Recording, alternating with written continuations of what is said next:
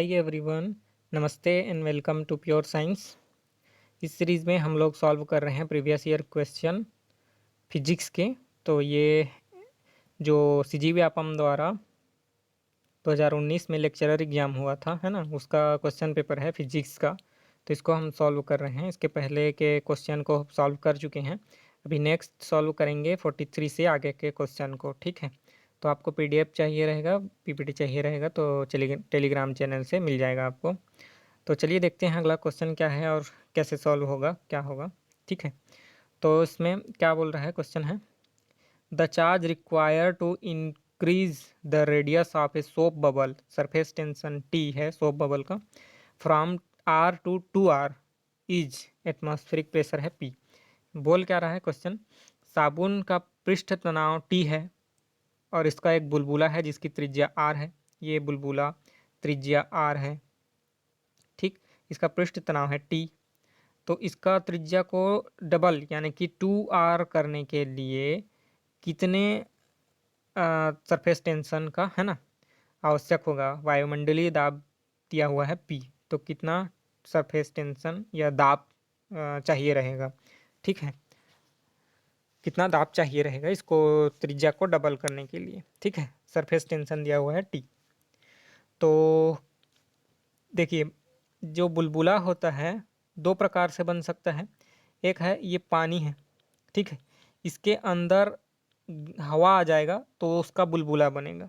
ठीक है, तो इस वाले का जो प्रेशर होता है ना, ये 2T/R होता है, 2T/R। ठीक है, जहाँ पर T है सरफेस टेंशन।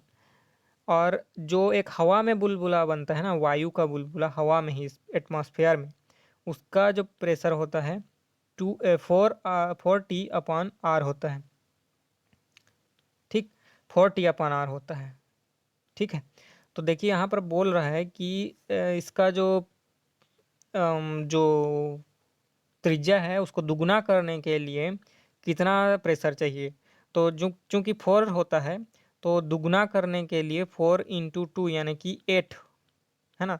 इस फार्मूला को याद रखने का एक तरीका है, 8 चाहिए रहेगा, फार्मूला में 8 आएगा। ठीक है, तो ये देखिए यहाँ एक ऑप्शन ए का ऑप्शन ए और ऑप्शन सी में 8 है। ठीक है, यहाँ पर आप देख सकते हैं ऑप्शन ए और ऑप्शन सी में 8 है, बाकी दो तो नहीं हो सकता। अब यहाँ पर देखिए ये रूट ओवर वाला ही फार्मूला सही होगा। ठीक है, और यहाँ ऑप्शन सी में रूट नहीं दिया हुआ है, तो ये उसका इसको याद रखने के लिए है कि ऑप्शन ए सही है, 8πr²। ठीक है, और रूट ओवर ε0 × 7p + 12T/R। ठीक है, ये हो गया आपका आंसर। अब देखते हैं नेक्स्ट क्वेश्चन। ये सॉरी, ये क्वेश्चन कैंसिल कर दिया गया था व्यापम द्वारा, है ना, मतलब इसका आंसर जो है ऑप्शन में से जो दिया हुआ है वो आंसर नहीं आता, इसलिए इस क्वेश्चन को विलोपित कर दिया गया था, कैंसिल कर दिया गया था। ठीक है, तो आप चाहें तो इसको सॉल्व करके देखिए और कमेंट करके बताइए क्या होगा इसका आंसर। ठीक है, तो ये क्वेश्चन है the electric potential at a point in XY plane is V = 5 × √/(x²) x² + y² + y into √1/(x² + y²). The intensity of electric field at point 111 is, कितना होगा इलेक्ट्रिक फील्ड का इंटेंसिटी आपको निकालना है, पोटेंशियल दिया हुआ है। ठीक है, तो इसको आप सॉल्व करके आंसर जो होगा कमेंट करके बताइएगा। ठीक है, अगला क्वेश्चन देखते हैं। आउटसाइड अ मैग्नेटिक रॉड, किसी चुंबकीय छड़ के बाहर में, ये इसमें से किस वैल्यू का किसका वैल्यू जीरो होगा।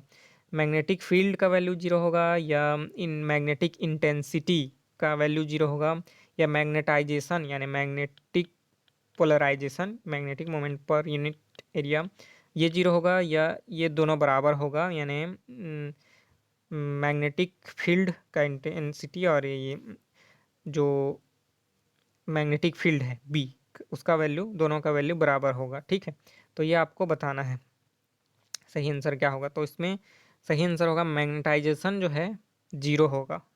ठीक है, या मैग्नेटिक पोलराइजेशन होगा वो जीरो होगा। ठीक है, देखिए मैं ये रॉड है मान लेते हैं, तो मैग्नेटिक फील्ड इसके आउटसाइड तो जीरो नहीं होगा, है ना। यहाँ से मैग्नेटिक फील्ड निकल रही हैं ये मान लेते हैं, और ये इधर से घुस रही हैं, है ना, इस प्रकार से है अगर। ठीक है, तो मैग्नेटिक फील्ड तो जीरो नहीं होगा, है ना। ये आउटसाइड में भी कहाँ जीरो होगा। ठीक है, मैग्नेटिक इंटेंसिटी भी जीरो नहीं होगा अगर मैग्नेटिक फील्ड जीरो नहीं है तो। ठीक है, बी का वैल्यू जीरो नहीं है तो ये एच भी जीरो नहीं होगा। लेकिन उसके बाहर जो है मैग्नेटिक पोलराइजेशन जो होगा जीरो होगा। मैग्नेटिक पोलराइजेशन इसके अंदर ही होगा, मतलब एटम है तो उसमें plus minus minus plus plus minus ऐसे ग्रुप बनता जाएगा, है ना। तो ये तो अंदर ही होगा, बाहर में तो ऐसा प्लस माइनस करके बनेगा नहीं, है ना। तो मैग्नेटाइजेशन या फिर मैग्नेटिक पोलराइजेशन जो है अंदर में तो पॉजिटिव होगा लेकिन बाहर जीरो होगा। ठीक है, तो ये हो गया आंसर। देखिए अगला क्वेश्चन, एन इलेक्ट्रिक डाइपोल।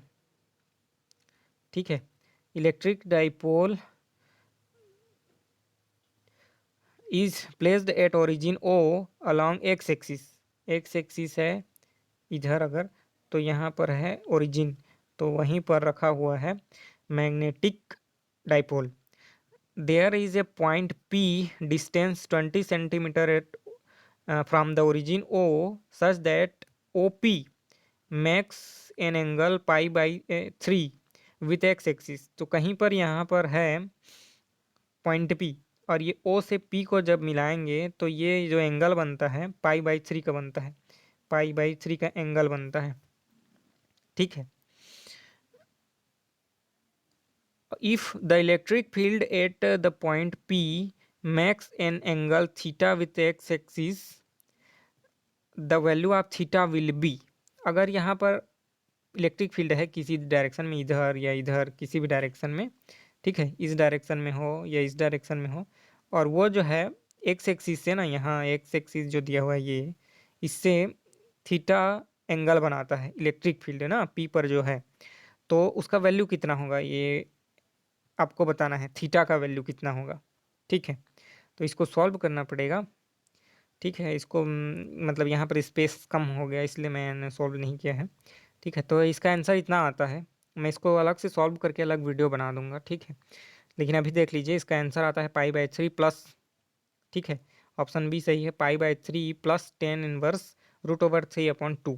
ठीक है, थोड़ा लंबा जाएगा। ठीक है, तो आंसर देख लीजिए, अभी अगले वीडियो में सॉल्व कर देंगे। ठीक है, नेक्स्ट क्वेश्चन देख लेते हैं। Due to the flow of current in a circular loop of radius r, the magnetic induction produced at the center of the loop is b, the magnetic moment of the loop। देखिए ये loop है, ठीक है, इसका radius है r, और इस centre पर ना मैग्नेटिक फील्ड ज्ञात करना है। ठीक है, आर त्रिज्या है, उसका वृत्ताकार लूप है, में धारा प्रवाहित हो रही है इसमें। ठीक है, करंट यानी कि धारा प्रवाहित हो रहा है किसी भी डायरेक्शन में, मान लेते हैं ऐसा का, तो उसके केंद्र पर चुंबकीय क्षेत्र प्रेरित होगा, है ना, यहाँ जो सेंटर है उसके केंद्र पर चुंबकीय क्षेत्र प्रोड्यूस होगा जिसका वैल्यू है बी।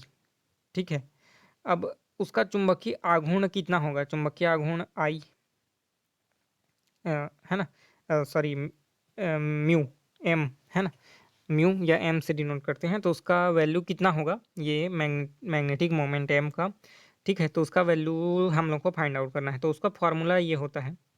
ठीक है, यहाँ पर आप देख सकते हैं magnetic moment M is equal to होता है आई, है ना, ये करंट है और ये उसका एरिया, है ना, उस लूप का एरिया। तो पहले आई निकालना है, एरिया हो गया पाई आर स्क्वायर, आर तो उसका त्रिज्या है तो पाई आर स्क्वायर एरिया हो जाएगा। लेकिन हम लोग को चाहिए आई, है ना, आई निकालना है हम लोग को। तो आई जो है करंट कितना होगा तो देख लेते हैं, मैग्नेटिक फील्ड का वैल्यू कितना होता है।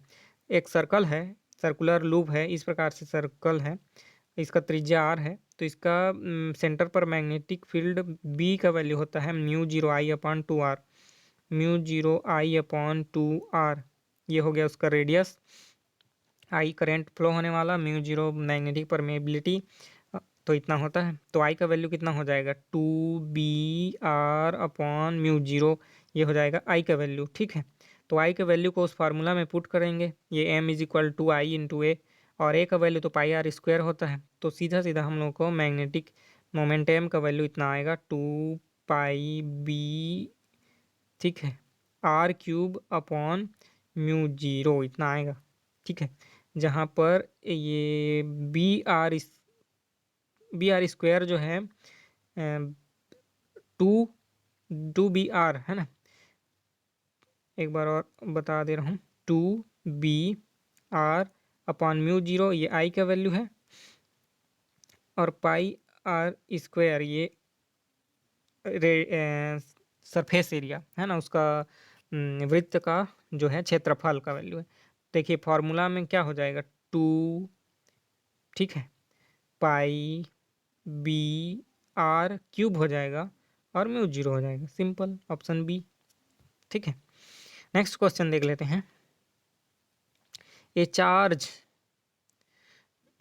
Is uniformly distributed on a circular ring, ठीक है, सर्कुलर ये रिंग है, उसमें चार्ज पूरे तरह से इस रिंग में डिस्ट्रीब्यूटेड है, इसका रेडियस है ए रिंग का।